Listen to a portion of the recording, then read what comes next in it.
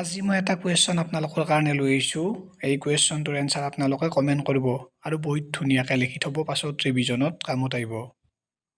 1946 চনত গান্ধীজী